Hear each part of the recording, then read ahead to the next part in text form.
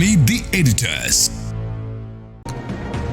ചോദ്യം ഇതാണ്, അവസാനത്തിന്റെ ആരംഭം.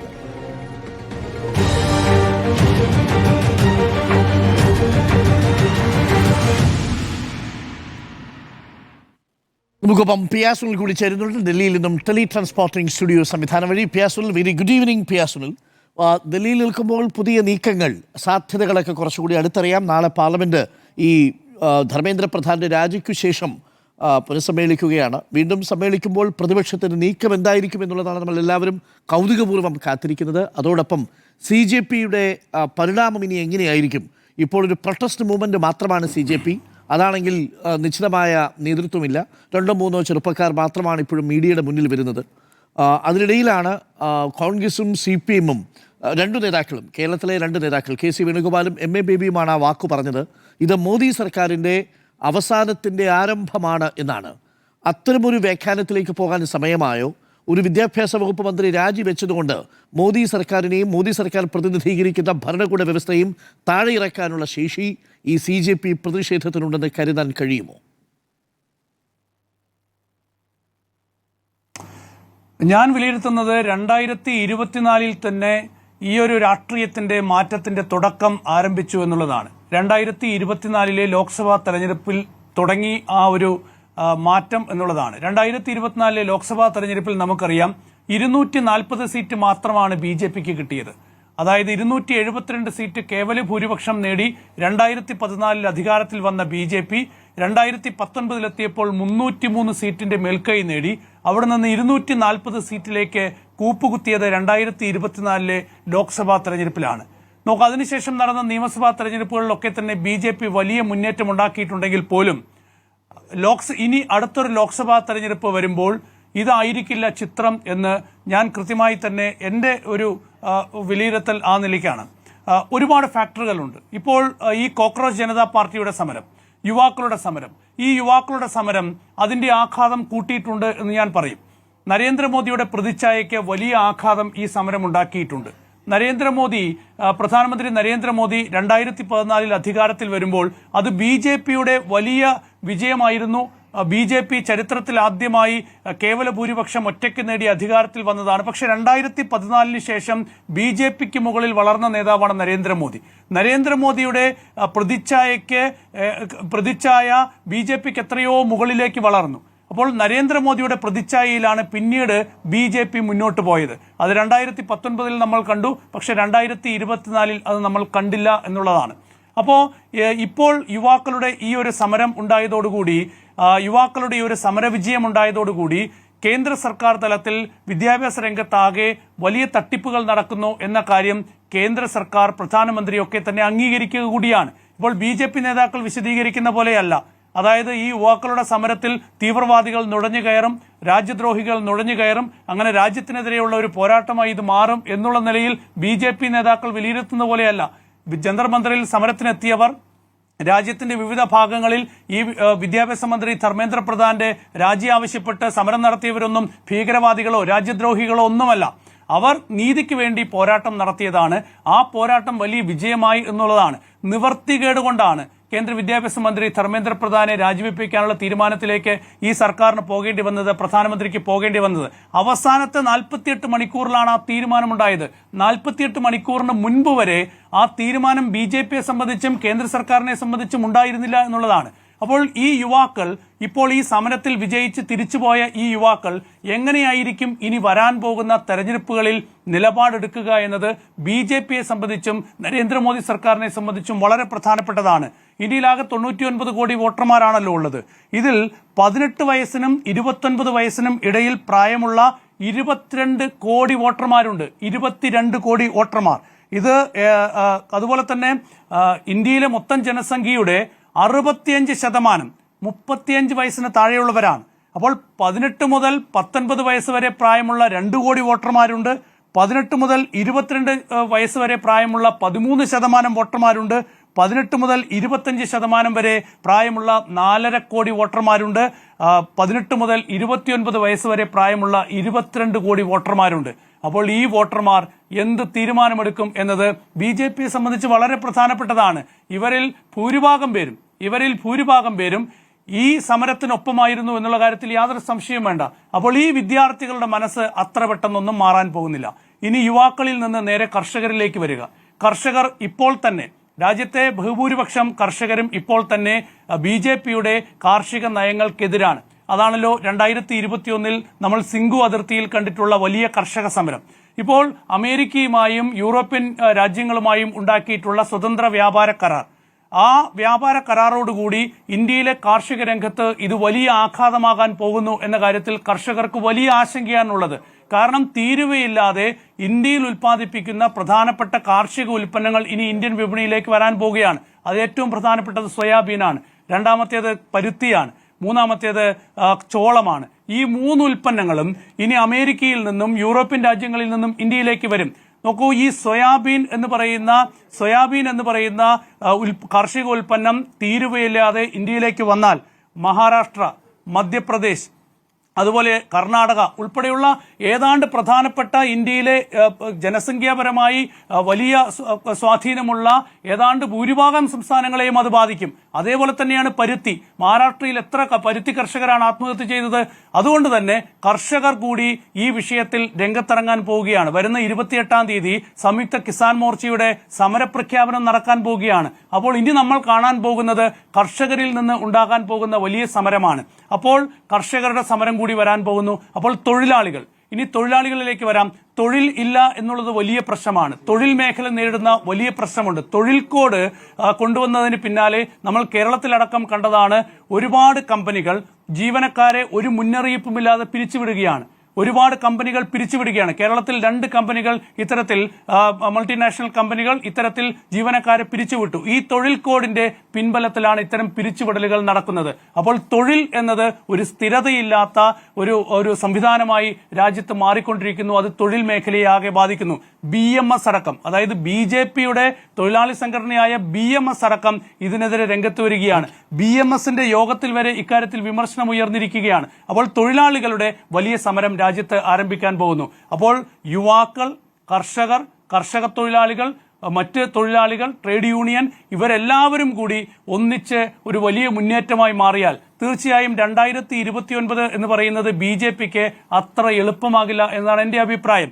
ഇനി അടുത്ത വർഷം ഗുജറാത്ത്, ഉത്തർപ്രദേശ്, പഞ്ചാബ്, അതുപോലെ തന്നെ ഹിമാചൽ പ്രദേശ് ഉൾപ്പെടെയുള്ള 5 സംസ്ഥാനങ്ങളിൽ നിയമസഭാ തെരഞ്ഞെടുപ്പാണ്. ഇതാണ് സ്ഥിതിയെങ്കിൽ ഈ സംസ്ഥാനങ്ങളിൽ കരപറ്റുക എന്നത് BJPയെ സംബന്ധിച്ച് അത്ര എളുപ്പമാകില്ല എന്നുള്ളതാണ് എന്റെ അഭിപ്രായം. ഏതായാലും BJPയെ സംബന്ധിച്ച് വലിയ രാഷ്ട്രീയ വെല്ലുവിളികളാണുള്ളത്. ഇപ്പോൾ വിദ്യാഭ്യാസ മന്ത്രിയായി പ്രഹ്ലാദ് ജോഷി ചുമതലയേറ്റുവെങ്കിൽ പോലും ഈ പെട്ടെന്ന് തന്നെ വിദ്യാഭ്യാസ മേഖലയിൽ ഇതാ വലിയ മാറ്റങ്ങൾ കൊണ്ടുവരാൻ പോകുന്നു എന്ന തരത്തിലൊന്നും വിലയിരുത്താൻ കഴിയില്ല. കാരണം ദേശീയ വിദ്യാഭ്യാസ നയം എന്നുള്ളൊരു വലിയ ആഘാതം ഇപ്പോൾ തന്നെ ഇന്ത്യയിലെ വിദ്യാഭ്യാസ മേഖലയിൽ നടപ്പാക്കിക്കൊണ്ടിരിക്കുകയാണ്. അതിന്റെ ആഘാതം തുടരുകയാണ്. ആ ദേശീയ വിദ്യാഭ്യാസ നയം നടപ്പാക്കിയതിന്റെ ഭാഗമായിട്ടാണ് പലയിടങ്ങളിലും വിദ്യാഭ്യാസ മേഖലയിലൊക്കെ തന്നെ വലിയ പ്രതിസന്ധികളുള്ളത്. അതിനെതിരെയുള്ള വലിയ എതിർപ്പുകൾ അത് കേരളമടക്കമുള്ള സംസ്ഥാനങ്ങളിലുണ്ട്, തമിഴ്നാട്ടിലുണ്ട്, കർണാടകത്തിലുണ്ട്, എല്ലാ ദക്ഷിണേന്ത്യൻ സംസ്ഥാനങ്ങളിലും അതിനെതിരെയുള്ള നീക്കങ്ങളുണ്ട്. അപ്പോൾ ഇതൊക്കെ തന്നെ ഈ സർക്കാരിന്റെ നയപരമായ വിഷയങ്ങളിൽ വലിയ വിയോജിപ്പുകളും എതിർപ്പുകളും താഴെത്തട്ടിൽ ശക്തമായി വരുന്നുണ്ട്. അപ്പോൾ ഇതൊക്കെ തന്നെ ഒരു നല്ല സൂചനയല്ല BJPക്ക് നൽകുന്നത്. അതുകൊണ്ട് തന്നെ ഞാൻ വിലയിരുത്തുന്നത് ഈ ജന്തർ മന്ദറിൽ ഇപ്പോഴുണ്ടായിട്ടുള്ള വിജയം, ഈ യുവാക്കളുടെ വിജയം, അത് 2012 അണ്ണാ ഹസാരെ നടത്തിയിട്ടുള്ള സമരവിജയം പോലെ തന്നെ ഞാൻ കണക്കാക്കുന്നത് ഇത് ഒരു മാറ്റത്തിന്റെ തുടക്കമാണ് എന്ന് തന്നെയാണ്.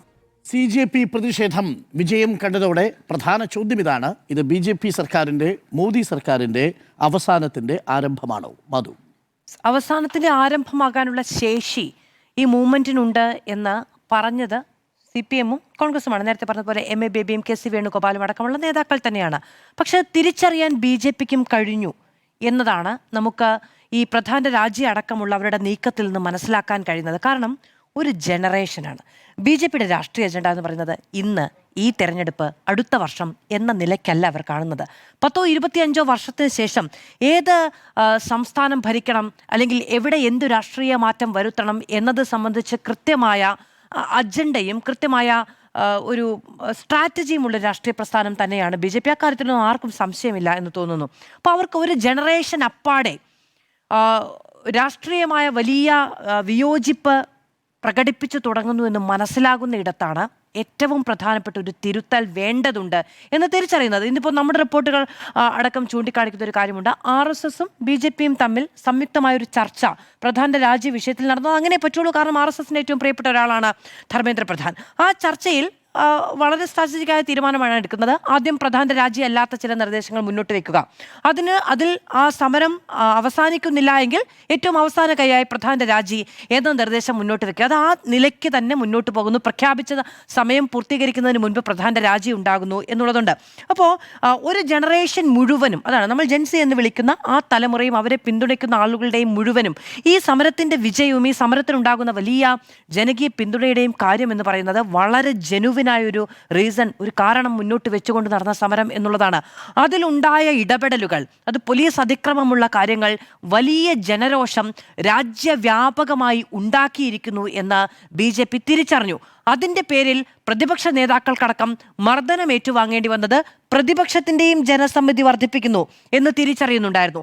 മാത്രമല്ല, ഏറ്റവും അവസാനത്തെ ദിവസം നരേന്ദ്രമോദിയുടെ ആദ്യ വീഡിയോയ്ക്ക് തൊട്ടു മുൻപ് പ്രതിപക്ഷം ഗാന്ധി സ്മാരകത്തിലേക്ക് നടത്തിയ, ഗാന്ധി സ്മൃതിയിലേക്ക് നടത്തിയ മാർച്ച്, ആ പേര്, ആ സമരതന്ത്രം, ഇതൊക്കെ വലിയ തോതിൽ BJPയെ സമ്മർദ്ദത്തിലാക്കുന്ന കാഴ്ചയും നമ്മൾ കണ്ടു. അപ്പോൾ അവസാനത്തിന്റെ ആരംഭമാകുമോ എന്ന ചോദ്യം കേന്ദ്രം സ്വയം ചോദിച്ചിരിക്കുന്നു എന്നതാണ് നമുക്ക് അതിൽ നിന്ന് മനസ്സിലാക്കാൻ കഴിയുന്നത് എന്നൊന്നുണ്ട്. CJP മുന്നോട്ട് വെച്ച, ഇപ്പൊ നോക്കൂ, ഇപ്പൊ ഇതിന്റെ ക്രെഡിറ്റ് ആർക്ക് എന്നുള്ള ഒരു തർക്കമാണല്ലോ നടക്കുന്നത്. ആ തർക്കം തുടങ്ങിയത് മറ്റാരുമല്ല, അത് BJP തന്നെയാണ്. ഇതിന്റെ ക്രെഡിറ്റ് പ്രതിപക്ഷത്തിനില്ല എന്ന് ആവർത്തിച്ച് പറയുന്നത് BJPയുടെ ഹാൻഡിലുകളാണ്. എന്തുകൊണ്ടാണ് ഈ ക്രെഡിറ്റ് CJPക്ക് മാത്രം? CJPയുടെ സ്നേഹം വന്നുകൊണ്ടാണോ? ഈ മുട്ടുകുത്തിച്ച CJPയുടെ സ്നേഹമുള്ളത് കൊണ്ടാണോ അഭിജിത് ദീപ്കയും CJPയും ഈ നാട്ടിലെ യുവത്വവും വിദ്യാർത്ഥികളും ചേർന്ന് സമരം നടത്തിയത് കൊണ്ടാണ് ഞങ്ങളിതാ തോറ്റുകൊടുക്കാൻ തയ്യാറായത്? അവരുടെ ഭാഷ്യമാണ് കേട്ടോ. ആ നിലയ്ക്ക് അവർ പറയുന്നതല്ല. ആ ക്രെഡിറ്റിന്റെ ഒരു നാരോ ഒരു വേരോ പ്രതിപക്ഷത്തിന് ഉണ്ടാകരുത് എന്ന നിർബന്ധ ബുദ്ധി കൊണ്ട് മാത്രമാണ്, പ്രതിപക്ഷത്തിന്റെ കൂടി പിന്തുണ കൊണ്ടാണ് CJPയുടെയും ഈ രാജ്യത്തെ യുവാക്കളുടെയും ഈ പ്രൊട്ടസ്റ്റ് വിജയിച്ചത് എന്ന് ലോകം ചർച്ച ചെയ്യുന്നതിനോട് അവർക്കൊരു താല്പര്യവുമില്ല എന്നതുകൊണ്ട് കൂടിയാണ് 100% ക്രെഡിറ്റ് CJPക്ക് കൊണ്ടുപോയി കൊടുക്കാനുള്ള നിർബന്ധ ബുദ്ധി നമ്മൾ വലത് ഹാൻഡിലുകളിൽ കാണുന്നത് എന്നോർക്കണം. അതായത് CJP 3 ആവശ്യങ്ങൾ മുന്നോട്ട് വെച്ചു. ആ 3 ആവശ്യങ്ങളും സർക്കാർ അംഗീകരിച്ചു. അവർ പിരിഞ്ഞു പോയിരിക്കുന്നു. അവർക്ക് ഈ മാമൂലായിട്ടുള്ള രാഷ്ട്രീയ പാർട്ടികളുടേതുപോലെ ഇത് നടന്നു കഴിയുമ്പോൾ ഞങ്ങളെ തല്ലി ചതച്ചില്ലേ, അതിന് മറുപടി പറയൂ എന്ന് പറയുന്ന സ്വഭാവമില്ല. അവരൊരു രാഷ്ട്രീയ പാർട്ടി എന്ന നിലയ്ക്ക് അല്ല എന്നതുകൊണ്ടാണ്. പക്ഷേ നോക്കുമ്പോൾ CJP പ്രൊട്ടസ്റ്റ് ഇറങ്ങിയത് എന്തിനാണ്? അവർക്ക് ആർക്കെങ്കിലും വളരെ പേഴ്സണലായി ഉണ്ടായ എന്തെങ്കിലും പ്രശ്നത്തിന്റെ പേരിലാണോ? അല്ല.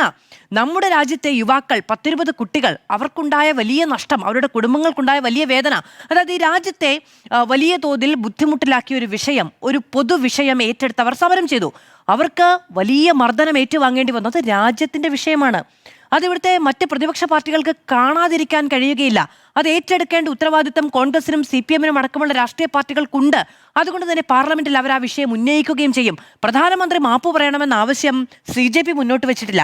പക്ഷെ കോൺഗ്രസ് മുന്നോട്ട് വെച്ചിട്ടുണ്ട്, CPMും മറ്റ് പ്രതിപക്ഷ പാർട്ടികളും മുന്നോട്ട് വെച്ചിട്ടുണ്ട്. അത് BJPക്ക് അംഗീകരിക്കേണ്ടതില്ല.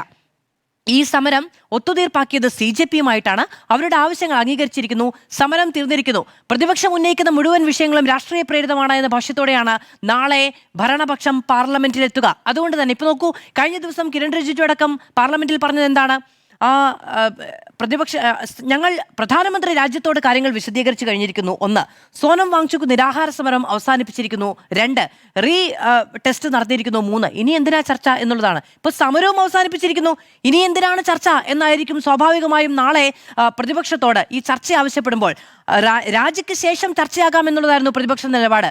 രാജി കഴിഞ്ഞിരിക്കുന്നു, സമരം അവസാനിപ്പിച്ചിരിക്കുന്നു, ഇനി എന്തിനാണ് ചർച്ച എന്ന ഒരു നിലപാട് BJP പാർലമെന്റിൽ സ്വീകരിക്കാനാണ് ഇനിയുള്ള സാധ്യത എന്നാണ് ഞാൻ മനസ്സിലാക്കുന്നത്. മാത്രമല്ല, രാജ്യത്തിന്റെ വിവിധ ഭാഗങ്ങളിൽ നിന്ന് കർഷകർ, ഈ ഫാക്ടറി തൊഴിലാളികൾ അടക്കമുള്ളവരുടെയൊക്കെ പിന്തുണ ഈ CJP പ്രൊട്ടസ്റ്റിന് കിട്ടിത്തുടങ്ങിയിരുന്നു. ഇത് മുന്നോട്ട് പോവുകയാണെങ്കിൽ ജന്തർ മന്ദറിലേക്ക് ഇത്തരത്തിലുള്ള വലിയ സംഘടനകളുടെ മാർച്ചുകൾ ഉണ്ടാകും. ഈ പ്രതിഷേധങ്ങൾ ക്ലബ് ചെയ്യപ്പെടും. അത് വലിയ തോതിൽ പ്രക്ഷുബ്ധമാകും. ഈ വിദ്യാർത്ഥികളുടേത് പോലെയുള്ള രാഷ്ട്രീയമല്ല മറ്റു സംഘടനകളുടേത്. സ്വാഭാവികമായും സമരത്തിന് രാഷ്ട്രീയ മാനം ദേശീയ തലത്തിൽ വരും എന്നുള്ളതും കേന്ദ്രം മുന്നോട്ട് കണ്ടു എന്ന് തന്നെയാണ് ഞാൻ വിചാരിക്കുന്നത്. ഇനി മറ്റു ചില കാര്യങ്ങൾ കൂടി പറയാനുണ്ട്. ഇപ്പം ഈ കപിൽ റാവത്ത് എന്ന് പറയുന്ന ജേർണലിസ്റ്റ്, വലിയ തോതിൽ അദ്ദേഹം റിപ്പോർട്ട് ചെയ്യുന്നതിനിടയിൽ അദ്ദേഹത്തിനെതിരെ ലൂസർ എന്ന് വിളിച്ചുകൊണ്ട് തന്നെയുള്ള അദ്ദേഹത്തിന് എതിരെയുള്ള സ്ലോഗൻസ് ഒക്കെ മുടക്കിക്കൊണ്ട് വലിയ പ്രതിഷേധമുണ്ടായി. അതിനുശേഷം ആ വിദ്യാർത്ഥികൾ വന്ന് അദ്ദേഹത്തോട് മാപ്പ് പറയുന്ന കാഴ്ച നമ്മുടെ ഏതെങ്കിലും രാഷ്ട്രീയ പാർട്ടികളിൽ നിന്ന് നമുക്കത് പ്രതീക്ഷിക്കാൻ പറ്റുമോ? ഇല്ല. ഒരു തെറ്റ് പറ്റിയെന്ന ബോധ്യത്തിൽ നിന്ന് തിരുത്താൻ കൂടി കഴിയുന്നതാണ് നമ്മുടെ തലമുറ എന്നുള്ളതും ജന്തർ മന്ദറിൽ സമരത്തിന് ശേഷം അവരത് വൃത്തിയാക്കിയതും അങ്ങനെയുള്ള പല കാഴ്ചകൾ നമുക്ക് കാണാൻ കഴിയുന്നുണ്ട്. ഇപ്പോൾ ഇതൊക്കെ കൂടിയാണ് പുതുതലമുറ രാഷ്ട്രീയത്തിന്റെ കാഴ്ച എന്ന് കാണാൻ കഴിയുന്നത്. അതേ സമയത്ത് തന്നെ നമ്മൾ ഗോദി മീഡിയ എന്ന് CJP വിളിച്ച ആ മീഡിയ എന്താണ് കാണിക്കുന്നത്? ഇപ്പോൾ കുറച്ച് മുമ്പ് വന്നൊരു തലക്കെട്ടുണ്ട്, അത് NDTVയുടേതാണ്. PM Modi's reel tops 303 million views amid CJP protest. നാണമാവില്ലേ ഇങ്ങനെ തലക്കെട്ടിടാൻ, ഇങ്ങനെ വാർത്ത കൊടുക്കാൻ? PM മോദിയുടെ റീലിന് 303 മില്യൺ വ്യൂ ഉണ്ട് ഈ പറയുന്ന പ്രൊട്ടസ്റ്റുകൾക്കിടയിലും. എന്തിനാണ്? നരേന്ദ്രമോദിയുടെ ജനസമ്മതി ഇടിഞ്ഞിട്ടില്ല, അദ്ദേഹത്തെ കാണാനും കേൾക്കാനും ഇപ്പോഴും ലോകം മുഴുവനും ആളുകൾ കണ്ണുനട്ടു കാത്തിരിക്കുന്നു എന്ന് തലക്കെട്ട് എഴുതാൻ കഴിയുന്ന മീഡിയയാണ് ദേശീയ തലത്തിൽ പ്രവർത്തിക്കുന്നത് എന്നത് നമുക്ക് അത്ഭുതമുണ്ടാക്കുന്ന ഒരു കാര്യമാണ് എന്നതാണ്. CJP രാഷ്ട്രീയ പാർട്ടിയാകുമോ എന്നുള്ളതാണ് ഇനിയുള്ള ഒരു ആകാംക്ഷ എന്ന് പറയുന്നത്. അങ്ങനെ ആകില്ല എന്നത് തന്നെയാണ് ഇപ്പോഴും അവർ നൽകുന്ന സൂചന. മറ്റു പ്രശ്നങ്ങൾ ഏറ്റെടുക്കും എന്നതുകൂടി വ്യക്തമാക്കുന്നുണ്ട്. പക്ഷേ ഒരു രാഷ്ട്രീയ പാർട്ടിയുടെ രൂപത്തിലേക്ക് അവർ ചെല്ലുകയില്ല എന്നത് തന്നെയാണ് അവർ വ്യക്തമാക്കുന്ന കാര്യം നിലവിൽ. ഇനി മാറ്റങ്ങൾ ഉണ്ടാവുകയാണെങ്കിൽ അത് കാണാം. കോക്രോച്ച് ജനതാ പാർട്ടിയുടെ ഈ പ്രതിഷേധം വിജയം കണ്ടതോടെ പ്രധാനപ്പെട്ട ചോദ്യം രണ്ടെണ്ണമാണ്. ഒന്ന്, CJP ഒരു രാഷ്ട്രീയ പാർട്ടിയായി രൂപപരിണാമം സംഭവിക്കുമോ? രണ്ട്, ഇത് മോദി സർക്കാരിൻ്റെ അവസാനത്തിൻ്റെ ആരംഭമാണോ എന്നതാണ്. ഞാനിതിനെ കാണാൻ ഉദ്ദേശിക്കുന്നത്, ഇന്ത്യൻ രാഷ്ട്രീയത്തിൻ്റെ ചരിത്രത്തിലൂടെ സഞ്ചരിക്കുകയാണെങ്കിൽ CJP ഒരു പ്രതീക്ഷയായി നമ്മുടെ മുന്നിൽ നിൽക്കുന്നുണ്ട്. സ്വാതന്ത്ര്യാനന്തര ഇന്ത്യയിൽ ഒരുപക്ഷെ സിംഗിൾ പാർട്ടി ഡൊമിനൻസ് ഉണ്ടായിരുന്ന, ഏക പാർട്ടി ആധിപത്യമുണ്ടായിരുന്ന കോൺഗ്രസ് കാലത്തെ ആ ആധിപത്യത്തിൽ നിന്ന് തൂത്തെറിയാൻ സഹായിച്ചൊരു മൂവ്മെൻറ്റ് നമ്മൾ പലതവണ ഈ ചർച്ചയിൽ റെഫർ ചെയ്തിട്ടുള്ളതാണ്. അത് 1973-74 കാലഘട്ടങ്ങളിൽ ബീഹാറിലെയും ഗുജറാത്തിൻ്റെയും രാഷ്ട്രീയ അവസ്ഥയിൽ നിന്ന് രൂപം കൊണ്ട JP മൂവ്മെൻ്റ് ആയിരുന്നു.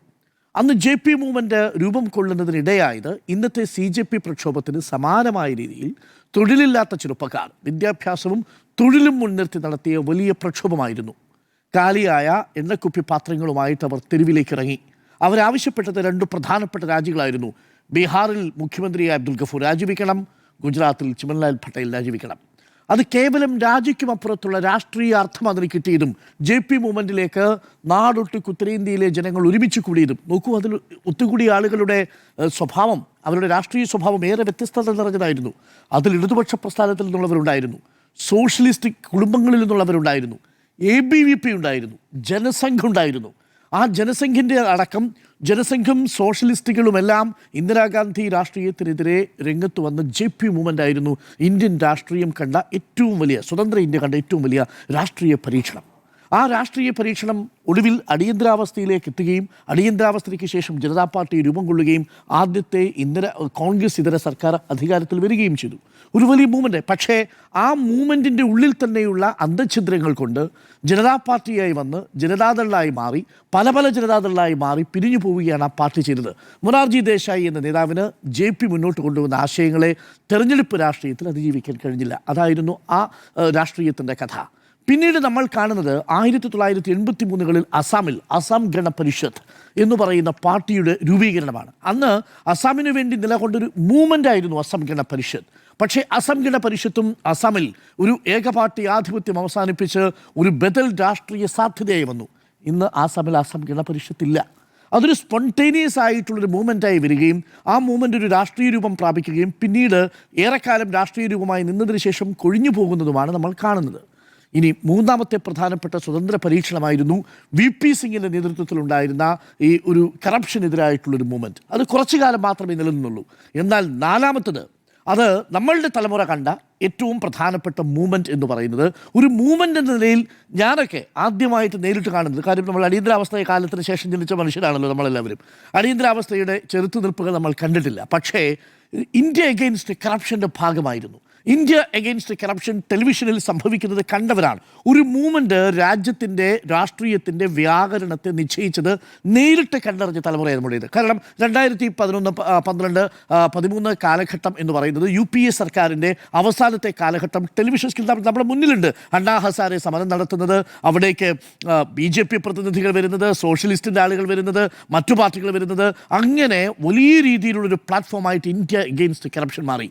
അതിൻ്റെ റിസൾട്ട് എന്ന് പറയുന്നത് immediate result Aam Aadmi party എന്ന് പറയുന്ന പാർട്ടിയായിരുന്നു. ആ പാർട്ടി വളരെ പെട്ടെന്ന് ഡൽഹിയിലും പിന്നീട് പഞ്ചാബിലേക്കും എത്തുന്ന കാഴ്ച നമ്മൾ കണ്ടു. പക്ഷേ ഇന്ന് ആം ആദ്മി പാർട്ടി എവിടെയാണ്? ആ ആം ആദ്മി പാർട്ടിയെ BJP തന്നെ പിന്നീട് ട്രാപ്പ് ചെയ്യുന്നതാണ് കണ്ടത്. BJPയുടെ ആശയത്തോട് കുറച്ച് ചേർന്ന് നിൽക്കുകയും എന്നാൽ ഒരു മോറൽ പൊളിറ്റിക്സിൻ്റെ മറ്റൊരു രാഷ്ട്രീയവുമായിട്ട് മുന്നോട്ട് പോയ ആം ആദ്മി പാർട്ടി ഡൽഹിയിൽ നിന്ന് അധികാരത്തിൽ നിന്ന് പുറത്തു പോകുന്നു. BJP 7 MP-മാരെയും പഞ്ചാബിൽ നിന്ന് വലിച്ച് പഞ്ചാബിൽ ആം ആദ്മി പാർട്ടിയുടെ ശക്തി ക്ഷയിപ്പിക്കുന്ന അവസ്ഥയിലേക്ക് എത്തുന്നു. അപ്പോൾ ആ മൂവ്മെൻറ്റിൻ്റെ രാഷ്ട്രീയ രൂപവും ഇന്ത്യയിൽ വലിയ രീതിയിൽ നമ്മൾ പ്രതീക്ഷിച്ചതുപോലെ പടർന്നു പിടിച്ചില്ല. ഇവിടെയാണ് സ്വതന്ത്ര ഇന്ത്യയിലെ 5ാമത്തെ രാഷ്ട്രീയ പരീക്ഷണമാണ് CJPയുടേത് എന്നാണ് ഞാൻ പറയുക. പക്ഷേ CJP ഈ നിമിഷം വരെയും ഒരു രാഷ്ട്രീയ രൂപമായി പരിണമിച്ചിട്ടില്ല. ഞാൻ ഇതിൽ 2 കാര്യങ്ങൾ കാണുന്നുണ്ട്. ഏറെ സാധ്യതകൾ കാണുന്നുണ്ട് CJPയിൽ, 2 അതേപോലെ തന്നെ പരിമിതികളും കാണുന്നുണ്ട്. സാധ്യതയെക്കുറിച്ച് ആദ്യം പറയുകയാണെങ്കിൽ സാധ്യത ആ CJP രാഷ്ട്രീയം ആരുടെ വ്യാകരണമാണ് ഉപയോഗിക്കുന്നത്? പുതിയ തലമുറയുടെ വ്യാകരണമാണ്. പ്രിയപ്പെട്ട പ്രേക്ഷകരെ, ഈ പ്രതിഷേധത്തിൽ നമ്മളെ വിസ്മയിപ്പിച്ച ചില കാഴ്ചകളുണ്ട്. ആ വിസ്മയിപ്പിച്ച കാഴ്ചകളിലൊന്ന്, തങ്ങളെ തല്ലാൻ വരുന്ന പോലീസുകാരൻ്റെ മുന്നിൽ തിരിഞ്ഞോടുന്ന ചെറുപ്പക്കാരെയല്ല നമ്മൾ കണ്ടത്. നമ്മൾ യഥാർത്ഥത്തിൽ ഇവരെയൊക്കെ അണ്ടർ എസ്റ്റിമേറ്റ് ചെയ്തു. കോക്രോച്ച് ജനതാ പാർട്ടിയുടെ ആദ്യത്തെ ലഘുലേഖ പുറത്തിറങ്ങുമ്പോൾ ആദ്യത്തെ വെബ്സൈറ്റിൽ നിങ്ങളെ ആവശ്യമുണ്ടെന്ന് പറഞ്ഞിട്ടുള്ള പരസ്യം വരുമ്പോൾ അതിൽ പറയുന്നുണ്ട്, നിങ്ങൾ അലസരായിരിക്കുന്നവരാണെങ്കിൽ, നിങ്ങൾ തൊഴിലില്ലാത്തവരാണെങ്കിൽ, നിങ്ങൾ മൊബൈൽ ഫോണിൽ കൂടുതൽ സമയം ചെലവഴിക്കുന്നവരാണെങ്കിൽ നിങ്ങളെ ഞങ്ങൾക്ക് ആവശ്യമുണ്ട് എന്നുള്ളതായിരുന്നു. പക്ഷേ അത് സറ്റയറിൻ്റെ രൂപത്തിലുള്ള ഒരു യാഥാർത്ഥ്യത്തെ അഡ്രസ്സ് ചെയ്യുകയായിരുന്നു. യഥാർത്ഥത്തിൽ എന്താ ചെറുപ്പക്കാർ വളരെ ധീരരാണ്. ഈ ചെറുപ്പക്കാർ, ഈ പുതിയ തലമുറ എന്ന് പറയുന്നത് വളരെ ധീരരായ ചെറുപ്പക്കാരാണ്. അടിക്കാൻ വരുന്ന പോലീസുകാരുടെ മുന്നിൽ തിരിഞ്ഞോടുകയല്ല ചെയ്തത്. അവർ തിരിഞ്ഞു നിന്നിട്ട് അറ്റൻഷനിൽ നിന്നിട്ട് പോലീസുകാരനെ കൊണ്ട് ജനഗണമന പാടുക.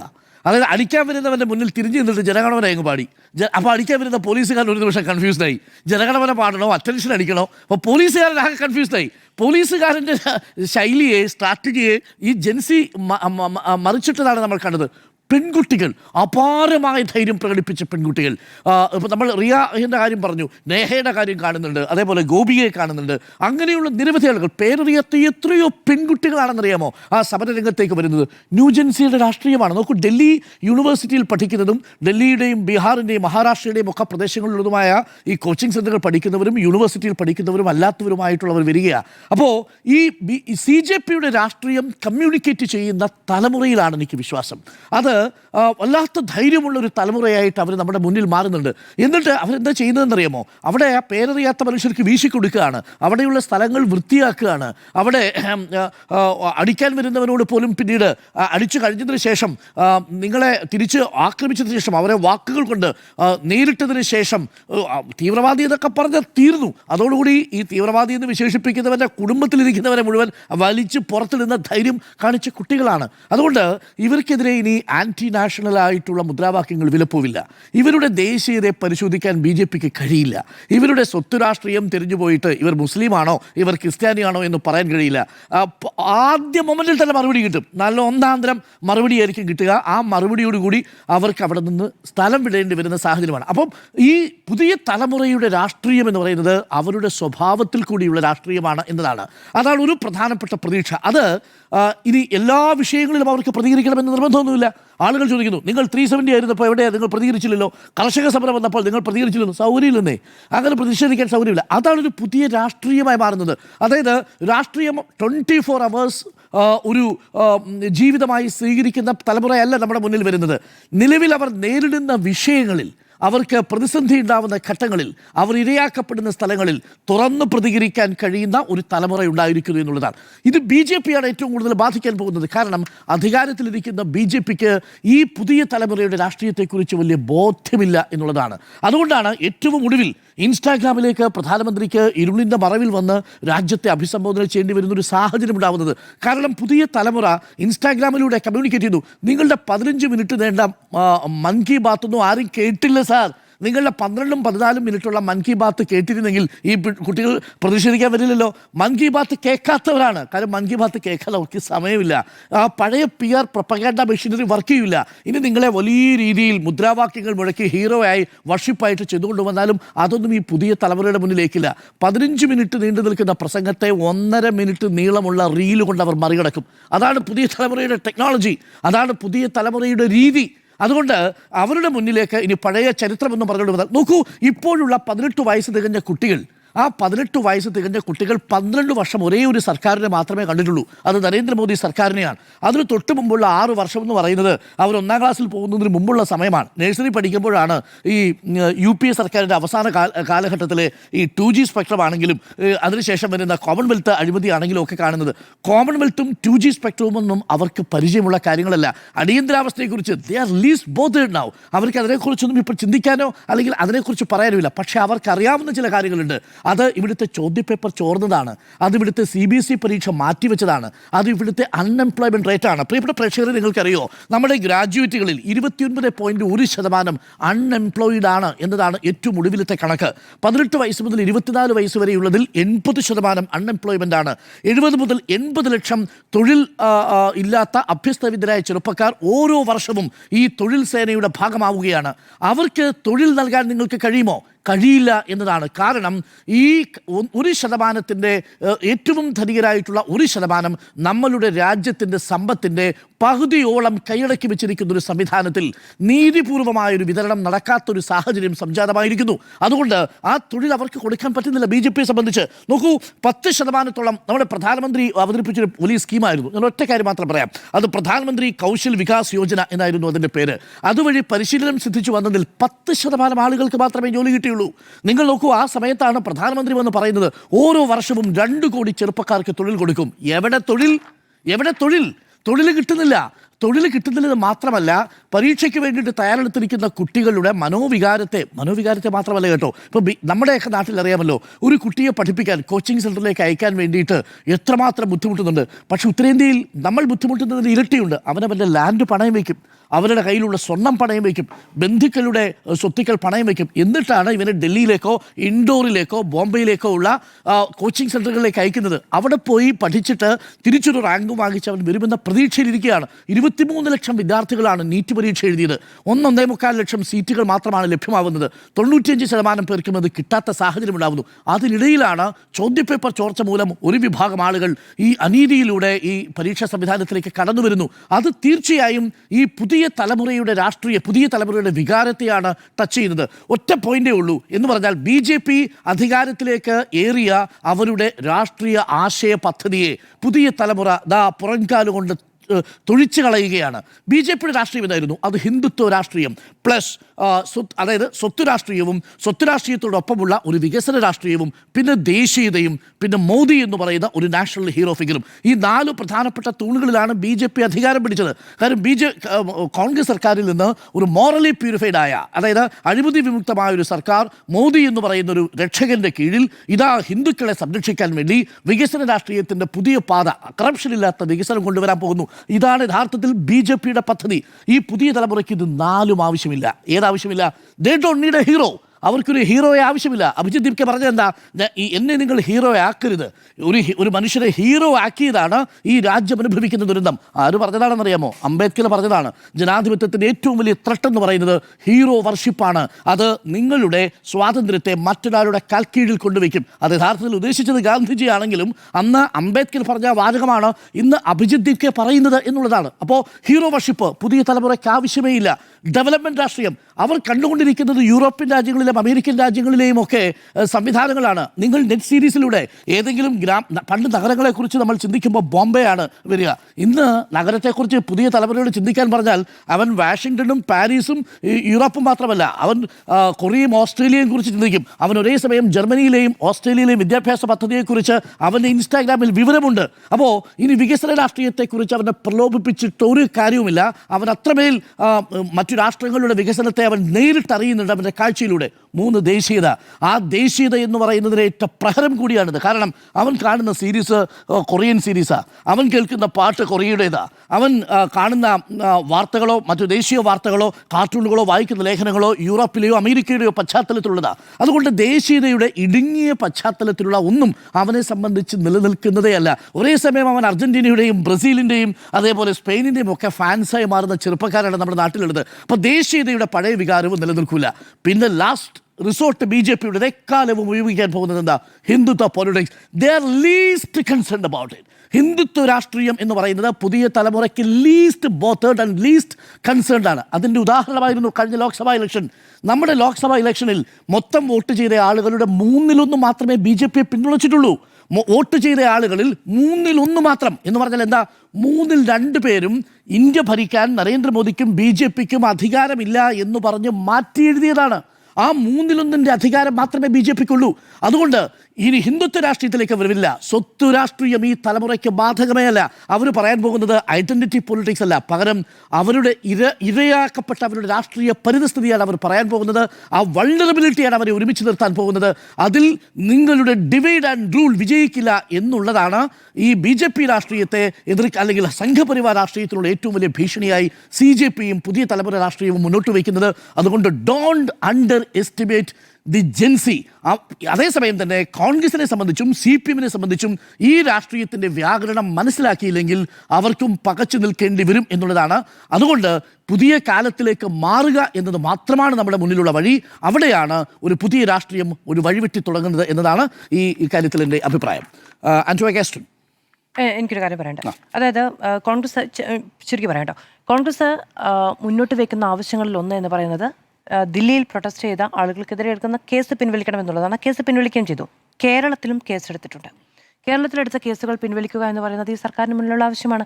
കാരണം ദേശീയ രാഷ്ട്രീയത്തിലൊരു നിലപാടെടുത്ത് കേരളത്തിൽ ഭരിക്കുന്ന സംസ്ഥാനത്ത് മറ്റൊരു നിലപാടെടുക്കുക എന്ന് പറയുന്നത് ശരിയല്ല. അത് ഇരട്ടത്താപ്പാണ്. അതും ഈ പറയുന്ന ആളുകൾ തന്നെ നിങ്ങൾ സപ്പോർട്ട് ചെയ്യുകയും നിങ്ങൾ കൂടെ നിൽക്കുകയും ഒക്കെ ചെയ്ത ഇതേ ഏജൻസി കാണുകയും ചോദ്യം ചോദിക്കുകയും ചെയ്യും. അതുകൊണ്ട് അത്തരത്തിലുള്ള ഒരു നിലപാടെടുക്കുകയോ അതിൽ നിലപാട് വ്യക്തമാക്കുകയോ വേണ്ടതുണ്ട്. റൈറ്റ്. ഒറ്റ പോയിന്റ് കൂടെ പറഞ്ഞ് അവസാനിപ്പിക്കാം. അടുത്ത ഇലക്ഷൻ വരാൻ പോവാണല്ലോ. നേരത്തെ നമ്മുടെ പിയാസുൽ പറഞ്ഞതാണ് 7 സംസ്ഥാനങ്ങളിലാണ് തെരഞ്ഞെടുപ്പ് നടക്കാൻ പോകുന്നത്. ഞാനിവിടുത്തെ ലോക്സഭാ സീറ്റുകളുടെ എണ്ണം ഒന്ന് കൂട്ടി നോക്കുകയായിരുന്നു. 132 സീറ്റുകൾ വരും. അതിൽ ഉത്തർപ്രദേശിൽ മാത്രം 80 സീറ്റുകളുണ്ട്. ഉത്തർപ്രദേശിൻ്റെ രാഷ്ട്രീയം എന്താകുമെന്ന് എനിക്ക് കണ്ടറിയണം. കാരണം ലോക്സഭാ തെരഞ്ഞെടുപ്പ് കഴിഞ്ഞതിന് ശേഷം 37 സമാജ്വാദി പാർട്ടിക്ക്, 6 സീറ്റായിരുന്നു കോൺഗ്രസിന്, 33 ഉണ്ടായിരുന്നുള്ളൂ BJPക്ക്. ഇവിടെ അയോധ്യ ക്ഷേത്രത്തിലെ വലിയ സംഭാവനക്കുള്ള ചർച്ചാ വിഷയമായിക്കൊണ്ടിരിക്കുക ഉത്തർപ്രദേശിൻ്റെ രാഷ്ട്രീയം മറ്റൊന്നാണെങ്കിൽ 80-ൽ 60 സീറ്റുകളെങ്കിലും നേടാൻ കഴിഞ്ഞാൽ, അഥവാ Uttar Pradesh legislative assembly election Samajwadi പാർട്ടിയും കോൺഗ്രസും ചേർന്ന് പിടിക്കുകയാണെങ്കിൽ ഒരുപക്ഷെ രാഷ്ട്രീയം മറ്റൊന്നായി തീരും. UP രാഷ്ട്രീയം ആര് നിയന്ത്രിക്കുന്നു അവരായിരിക്കുമല്ലോ ഇന്ത്യയെ തീരുമാനിക്കാൻ പോകുന്നത്. മറ്റൊന്നാണ് ഏകദേശം 26 സീറ്റുകളുള്ള ഗുജറാത്ത് വരാൻ പോകുന്നത്. അടുത്ത ഡിസംബറിൽ ഇലക്ഷൻ നടക്കാൻ പോവുകയാണ്. അതേപോലെ പഞ്ചാബിൽ മാർച്ച് ഇലക്ഷൻ നടക്കാൻ പോവുകയാണ്. അപ്പോൾ ഈ വരാൻ പോകുന്ന 7 സംസ്ഥാനങ്ങളിലെ തിരഞ്ഞെടുപ്പ് വളരെ നിർണായകം കൂടിയാണ്. അവിടെയെല്ലാം ഈ CJPയുടെ പ്രതിഫലനങ്ങൾ ഉണ്ടാവും പരോക്ഷമായി എന്നാണ് എൻ്റെ ഒരു ടേക്ക്. ആന്റോ കാസ്ട്രൻ, യുവജന പ്രക്ഷോഭം ആഴമേറിയ മുറിവാണ് BJPക്ക് ഉണ്ടാക്കിയത്. അത് തൊലിപ്പുറത്തുള്ളൊരു മുറിവായി കാണാനേ കഴിയില്ല. അത് ഉണങ്ങാൻ വളരെ സമയമെടുക്കും എന്നുള്ളതാണ്. BJPയുടെ എല്ലാ കാലത്തെയും അവരുടെ ഒരു ആയുധം എന്ന് പറയുന്നത് ഭയമായിരുന്നു. ഭയപ്പെടുത്തി നിലയ്ക്ക് നിർത്തുക എന്നുള്ളതാണ്. കഴിഞ്ഞ 12 വർഷവും ഈ ആനയെ തോട്ടിച്ചാരി നിർത്തിയതുപോലെ ഭയപ്പെടുത്തി നിലയ്ക്ക് നിർത്തുക എന്നുള്ളതാണ്. അവർ MLA-മാരെ വിലയ്ക്ക് വാങ്ങി, അവർ MP-മാരെ വിലയ്ക്ക് വാങ്ങി, അവർ രാഷ്ട്രീയത്തെ അട്ടിമറിച്ചു. അവർ ഇന്ത്യയിലെയും വിദേശ മാധ്യമങ്ങളെപ്പോലെ വരെ നിലയ്ക്ക് നിർത്താൻ ഈ പറയുന്ന ED-യെയും ഇൻകം ടാക്സിനെയും GST-നെയും NIA-നെയും എല്ലാ പോലീസിനെയും എല്ലാം ഉപയോഗിച്ചു എന്നുള്ള, സൈന്യത്തെ വരെ ഉപയോഗിച്ചു എന്നുള്ളതാണ്. അപ്പോൾ ഇതൊക്കെ അവർ ഭയപ്പെടുത്താൻ വേണ്ടി ഒരു ആയുധമായി എന്നുള്ളതാണ്. ഞങ്ങൾക്ക് കാശ്മീരിലെ കല്ലേറ് തടയാൻ കഴിയുമെങ്കിൽ ഡൽഹി ഞങ്ങൾക്ക് പുഷ്പം പോലെയാണ് എന്ന് പറഞ്ഞവർക്ക് എന്ത് പറ്റി? അനങ്ങാൻ പറ്റിയില്ല. കല്ലെറിയാൻ വന്നവർ മുണ്ടും മടക്കി കുത്തി തിരിച്ചു പോകുന്നതാണ്, അല്ലെങ്കിൽ കല്ലേറ് തടയാൻ വന്നവർ മുണ്ടും മടക്കി കുത്തി തിരിച്ചു പോകുന്നതാണ് കണ്ടതാണ് നമ്മൾ കാണുന്നത്. ഈ ഇന്ത്യയെ സംബന്ധിച്ചിടത്തോളം ഇന്ത്യയുടെ യുവജന പ്രസ്ഥാനങ്ങളെല്ലാം ഒന്ന് എണീറ്റു എന്ന് വേണമെങ്കിൽ പറയാം. എന്താണ് കഴിഞ്ഞ 12 വർഷം? അരുൺ സാർ പറഞ്ഞതാണ് ഏറ്റവും കാര്യം. ഇപ്പോൾ വോട്ട് ചെയ്യുന്ന ഒരാൾ പോലും അവരുടെ ഓർമ്മ വെച്ച കാലത്തൊന്നും അവർ കോൺഗ്രസിൻ്റെയോ മറ്റു ഭരണമോ കണ്ടിട്ടില്ല. അവർ കണ്ടത് മുഴുവൻ എന്താണ്? BJPൻ്റെ ഭരണം മാത്രമാണ്. ഏകാധിപത്യ ഭരണം എന്നുള്ളതല്ലാതെ എന്താണ് പറയുക?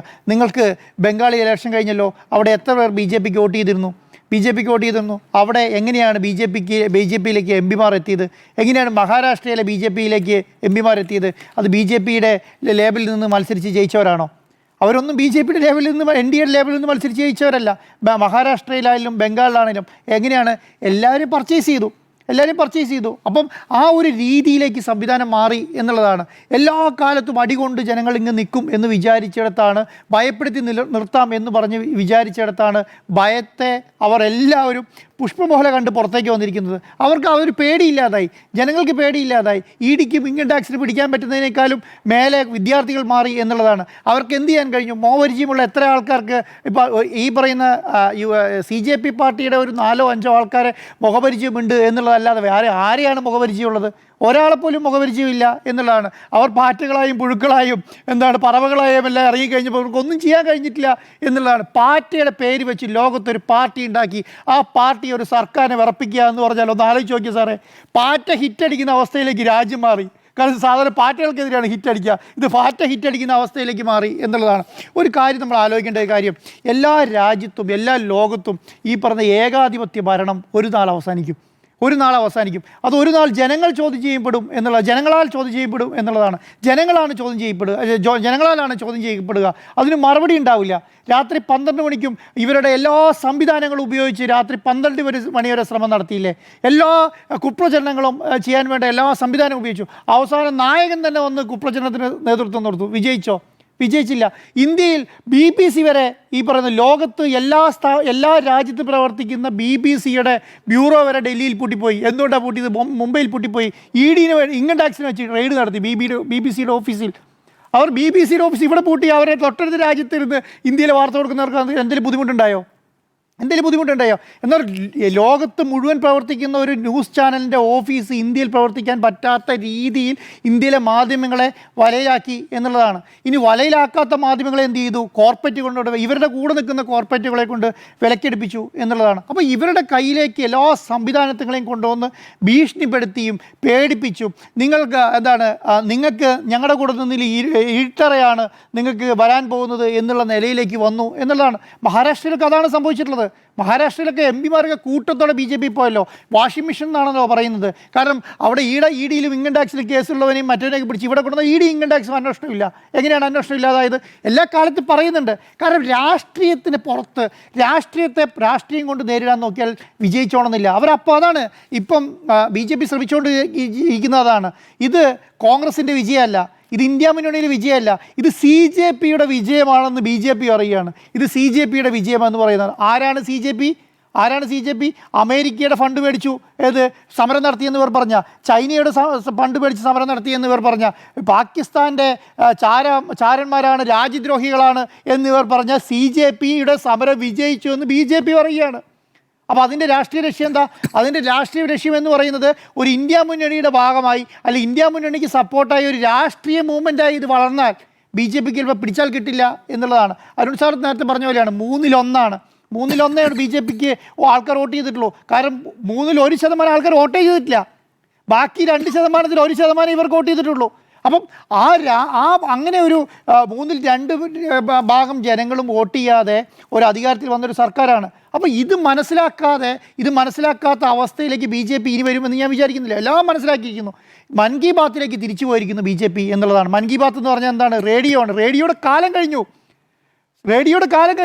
റേഡിയോയിൽ വെച്ച് റേഡിയോയിൽ കൂടെ ഒരു രാജ്യത്തിൻ്റെ പ്രധാനമന്ത്രി ജനത്തെ അഭിസംബോധന ചെയ്യുക എന്ന് പറയുന്നത് തന്നെ ഇന്നത്തെ കാലത്തിന് യോജിച്ചതാണോ? എന്താ അതിനർത്ഥം?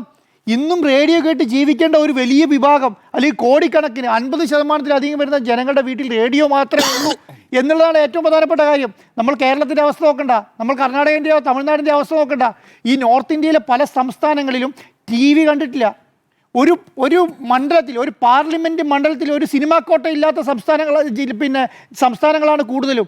അവിടെ റേഡിയോ മാത്രമേ ഉള്ളൂ. ആ റേഡിയോയിൽ കൂടെ പ്രധാനമന്ത്രി സംസാരിക്കുക. ഏതാ വർഷം, ഏതാ നൂറ്റാണ്ട്? 2026 റേഡിയോ. എന്നിട്ട് അതേ ശൈലിയിൽ പോവുകയാണ്. അവിടുന്ന് ഇപ്പോഴാണ് ഈ പറഞ്ഞ വിദ്യാർത്ഥികൾ ഇറങ്ങി കഴിഞ്ഞപ്പോഴാണ് ഇൻസ്റ്റഗ്രാം എന്ന് പറയുന്നൊരു സംവിധാനം ഇവിടെ ഉണ്ടെന്നും ആ ഇൻസ്റ്റഗ്രാമിൽ കൂടെയാണ് പ്രധാനമന്ത്രി സംസാരിക്കേണ്ടതെന്ന് പറഞ്ഞത് രാവിലെ ഉച്ചയ്ക്ക് വൈകുന്നേരം റീലുകൾ വരികയാണ്. അതെങ്ങനെയാണ്? 15 സെക്കൻഡ്. അപ്പോൾ അതിനെക്കുറിച്ച് പഠിക്കാൻ ഒരു പ്രധാനമന്ത്രി ഇറങ്ങിയിരിക്കുന്നു. 15 സെക്കൻഡുള്ള റീലുകളാക്കേണ്ട അവസ്ഥ ഒരു പ്രധാനമന്ത്രിക്ക് വന്നു. പ്രധാനമന്ത്രി അങ്ങനെ റീലുകൾ സംസാരിക്കേണ്ട ആളാണോ? പ്രധാനമന്ത്രി രാജ്യത്തോടാണ് സംസാരിക്കേണ്ടത്, അല്ലേ? പ്രധാനമന്ത്രി കുറച്ച് ജൻസികളോടും കുറച്ച് യുവാക്കളോടും കുറച്ച് വയസ്സായവരോടും കുറച്ച് കർഷകരോടും അങ്ങനെയല്ലല്ലോ. പ്രധാനമന്ത്രി ആരോടാണ് അഡ്രസ്സ് ചെയ്യുന്നത്? രാജ്യത്തോടാണ്. രാജ്യത്തെയാണ് അഭിസംബോധന ചെയ്യുന്നത്. അതിനൊരു വിഷൻ വേണം പ്രധാനമന്ത്രിക്ക്. ആ വിഷൻ എന്ന് പറയുന്നത് ഓരോ കാര്യങ്ങൾ നടക്കുമ്പോൾ എടുക്കുന്ന ഡിസിഷനാണോ ആ വിഷൻ എന്ന് പറയുന്നത്? ഒരു രാജ്യത്തിൻ്റെ വിഷൻ എന്ന് പറയുന്നത് എന്താണ്? ഈ പറഞ്ഞ ജി ഡി പിയിൽ പിന്നെ സി കാറ്റഗറിയാണ് കൊടുത്തിരിക്കുന്നത്. സി കാറ്റഗറി എന്താ പറഞ്ഞതെന്നറിയോ? സി കാറ്റഗറി കൊടുക്കാൻ പറഞ്ഞപ്പം സി കാറ്റഗറി ലോക രാജ്യങ്ങളുടെ ഗ്രേഡ് ഇതിൽ നോക്കുമ്പോൾ സി ആണ്. അതിന് കാരണം പറഞ്ഞത് എന്താണ്? കാരണം പറഞ്ഞത് 2011 എത്തിയിട്ടേ ഉള്ളൂ. ഇത് 2026 2020 ഡിജിറ്റൽ ഇന്ത്യ എന്ന് പറഞ്ഞിട്ട് ഡിജിറ്റൽ ഇന്ത്യ ഈ പറയുന്ന 124ാമത്തെ സ്ഥാനത്തെ കണ്ടാണ് ഇന്ത്യ. 124. കാരണം എന്താണ്? കാരണം മൊബൈൽ ഫോൺ ഇല്ലാത്ത 30% ആൾക്കാരുള്ള രാജ്യമാണ് ഇന്ത്യ. മൊബൈൽ ഫോൺ ഇല്ലാത്ത 30% രാജ്യമായി ഇന്ത്യ മാറി എന്നുള്ള ഇതൊക്കെ മനസ്സിലാക്കണ്ടേ? ഇതൊക്കെ മനസ്സിലാക്കി വേണ്ടേ പ്രവർത്തിക്കാൻ? ഇങ്ങനെയാണോ നമ്മളൊരു രാജ്യത്തെ പ്രധാനമന്ത്രി അഭിസംബോധന ചെയ്യേണ്ടത്? എന്താണ് ഒരു സുപ്രഭാതത്തിൽ രാത്രി വന്ന് പറയുകയാണ് എന്ത്? എല്ലാവരെയും ശിക്ഷിക്കാൻ തീരുമാനിച്ചിരിക്കുന്നു. ആരെയാണ് ശിക്ഷിക്കാൻ തീരുമാനിച്ചിരിക്കുന്നത്? ഈ പറയുന്ന ഇതിനുമായി ബന്ധപ്പെട്ട എല്ലാവരും. പിറ്റേ ദിവസം രാവിലെ 46 പേരെ പിരിച്ചുവിടുകയാണ്. അതെ, 36 പേരുള്ള സ്ഥലത്ത് 46 പേരെ പിരിച്ചുവിടുന്നു. ഞാൻ പറയുന്നത് 36 പേരെ പെർമനൻറ്റ് സ്റ്റാഫുള്ളൂ. ഈ പറഞ്ഞ NDA നാഷണൽ ടെസ്റ്റിംഗ് ഏജൻസിയിൽ 38 പേരാണ് എത്രയുള്ളത് പെർമനൻറ്റ് സ്റ്റാഫുള്ളൂ. അവിടെ 47 പേരെ പിരിച്ചുവിടുകയാണ്. അപ്പം ഈ 10 പേരെ എവിടെ നിന്നാണ് വന്നത്? ഈ ഇത്രയും കാര്യങ്ങൾ ചോദിക്കുന്ന വിദ്യാർത്ഥികൾ അത് ചോദിക്കത്തില്ലേ? ഇത് വിദ്യാർത്ഥികൾ പെല്ലറ്റ് തോക്ക് കൊണ്ട് വെടിവെക്കുന്ന സമയത്ത് ഇന്നത്തെ സോഷ്യൽ മീഡിയ പെല്ലറ്റ് തോക്കിൻ്റെ വിഷ്വൽ കിട്ടില്ല എന്നാണോ അവർ വിചാരിക്കുന്നത്? അങ്ങനെ വിചാരിക്കുന്ന ഒരു ഭരണാധികാരിയുള്ള ഇപ്പം ഞാൻ ചോദിക്കട്ടെ, ഇപ്പം ഡൽഹിയിൽ ഡൽഹി പോലീസിൻ്റെ നേതൃത്വത്തിൽ വലിയ നരനായിട്ട് നടന്നു. ഈ ഇതിനൊന്നും മറുപടി പറയണ്ടേ കേന്ദ്ര സർക്കാർ? ഞാൻ പറയുന്നത് സമരത്തിനൊരു സ്ലോഗൻ ഉണ്ടായിരുന്നു. ആ സ്ലോഗൻ വിജയിച്ചിരിക്കുന്നു. ആ സ്ലോഗനിൽ അവരെ 3 ആവശ്യങ്ങളുണ്ട്, അല്ലെങ്കിൽ 4 ആവശ്യങ്ങളുണ്ട്.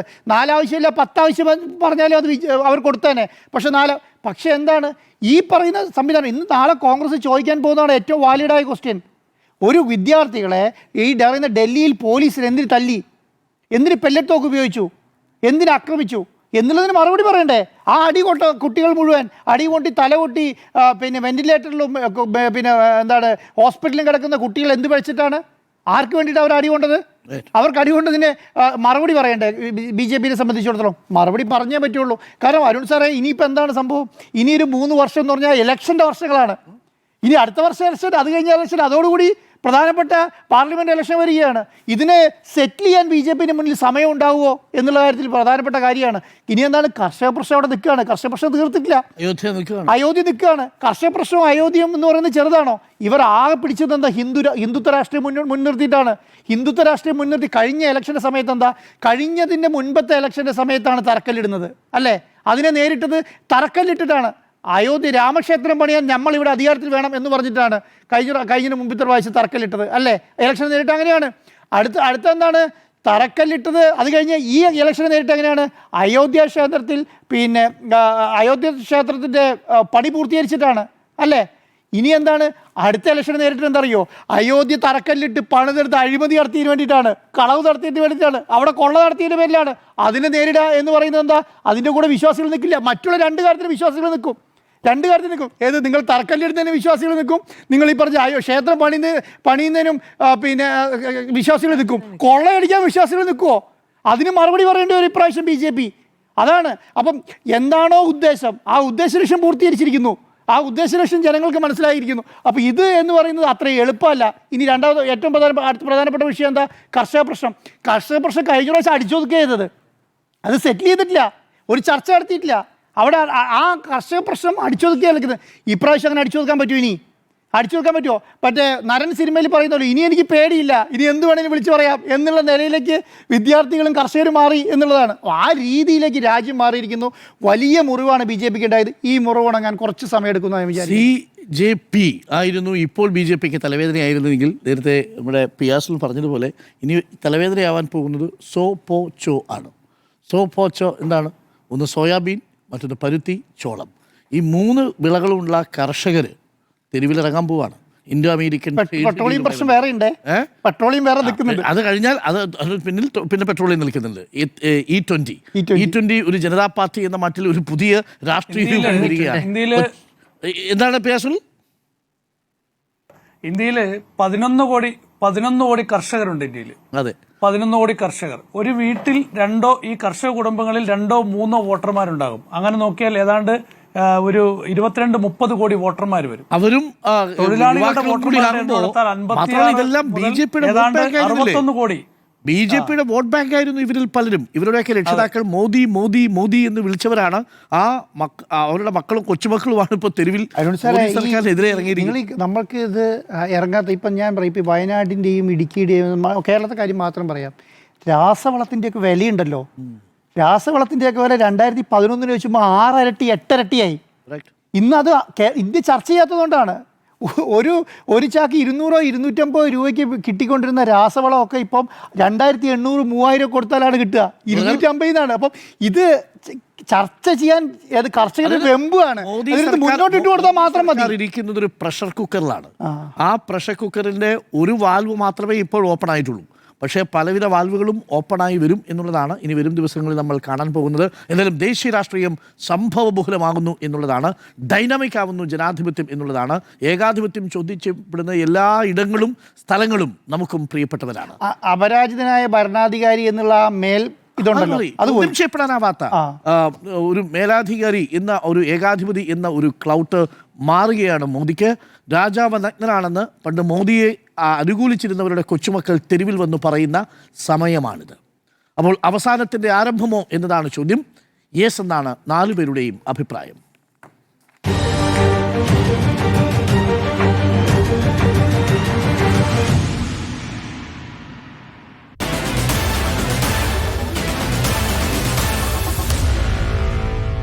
Meet the editors.